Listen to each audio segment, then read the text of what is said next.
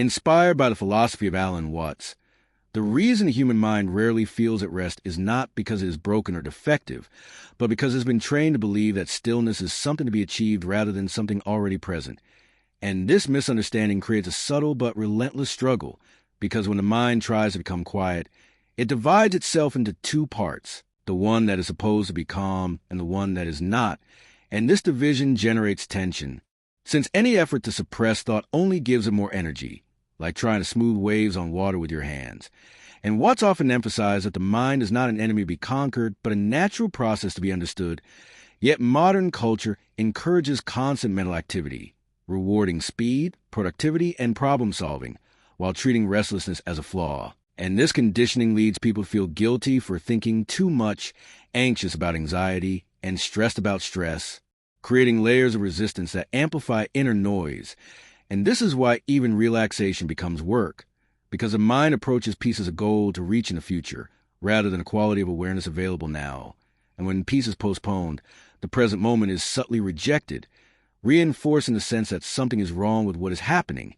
And this rejection keeps the mind in motion, scanning for solutions, distractions, or improvements.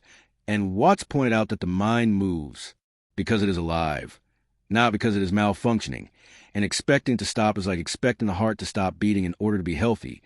Yet this expectation persists because people confuse stillness with silence, believing that peace requires the absence of thought, when in reality peace is the absence of resistance to thought. And this distinction is crucial, because resistance creates conflict, and conflict consumes energy, whereas allowance creates space, and space allows mental activity to settle naturally.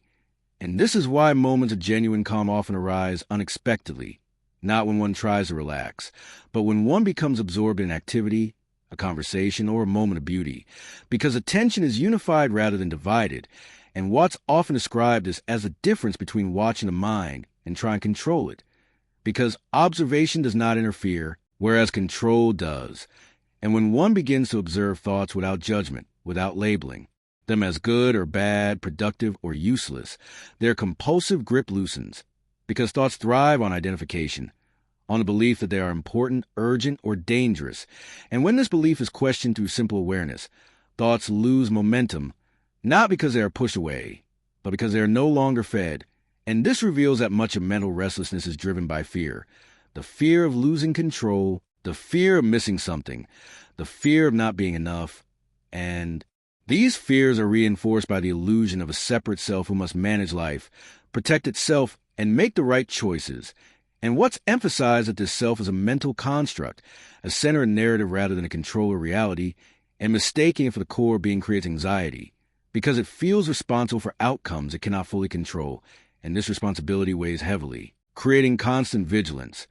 Yet when one recognizes that life is a process unfolding through the whole organism and environment, not a task assigned to a tiny manager inside the head, a sense of relief arises, because effort relaxes.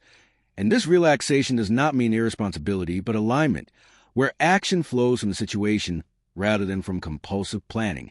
And this flow state is often described as peaceful not because thoughts disappear, but because they are no longer in conflict with experience. And Watts often noted that the desire to be free of thoughts is itself a thought, and treating it as an enemy creates a loop where the mind fights itself endlessly. And this is why many people feel frustrated with meditation, because they approach it as a way to stop thinking.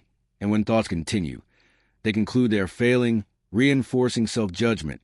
Yet meditation, in its deeper sense, is not about stopping the mind, but about seeing its movements clearly without interference. And this seeing transforms a relationship to thought, because thoughts are recognized as events in awareness rather than commands to obey. And this recognition creates distance without dissociation, allowing thoughts to arise and pass like sounds, without dragging attention into stories. And this is where rest is found, not in silence, but in openness, because openness does not resist movement, and what is not resisted does not exhaust. And Watts often used a metaphor of dancing to describe this, suggesting that life is not a problem to solve, but a dance to participate in, and trying to control the dance ruins it, whereas moving with the rhythm creates ease. And this applies to the mind as well, because when one allows thoughts to move without interference, a natural rhythm emerges, where periods of activity alternate with periods of quiet, and this rhythm cannot be forced, only allowed, and modern life disrupts this rhythm by filling every gap with stimulation, leaving no space for mental digestion.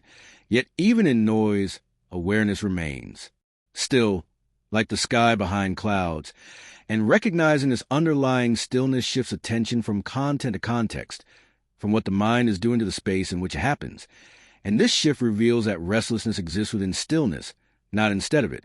And this realization dissolves the urgency to fix the mind, because nothing fundamental is wrong. And this acceptance paradoxically reduces agitation, because the mind no longer has to justify its activity or defend itself. And Watts emphasized that peace is not something you achieve by effort, but something you discover by stopping unnecessary effort, by seeing that the struggle to be calm is the main source of unrest.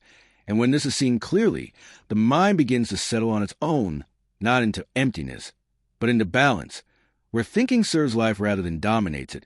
And this balance feels restful not because it is static, but because it is appropriate, like a river flowing at its natural pace, neither forced nor blocked.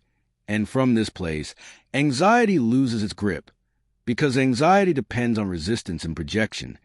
And when attention returns to what is actually happening here and now, without trying to escape it, the mind finds a rest it was seeking all along, not as a permanent state, but as a way of relating, a trust in the natural intelligence of life that does not require constant mental supervision. And this trust transforms inner noise into background music rather than a threat, allowing one to live with clarity, responsiveness, and a quiet confidence that does not depend on controlling the mind, but on understanding it.